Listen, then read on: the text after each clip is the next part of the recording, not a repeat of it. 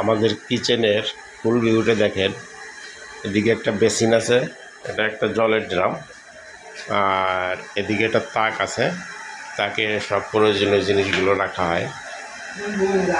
এদিকটায় ফ্রিজ, আর এদিকটায় কিছু উপকরণ থাকে হাতের কাছে, যে জিনিসগুলো সবসময় লাগে রান্নার জন্য।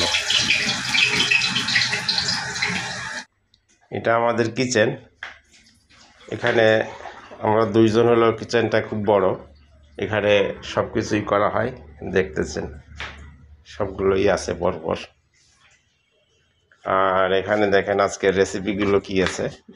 এই লাল শাক ভাজি করছে, এদিকে শাপলা ভাজি আছে, আর এই যে মশলা বাটা হচ্ছে, একটু হাঁসের মাংস করবে। আমাদের খুব প্রিয় মাছের তেল, এটা স্বাস্থ্যসম্মত এবং উপকারী। ধন্যবাদ। সকালে ভালো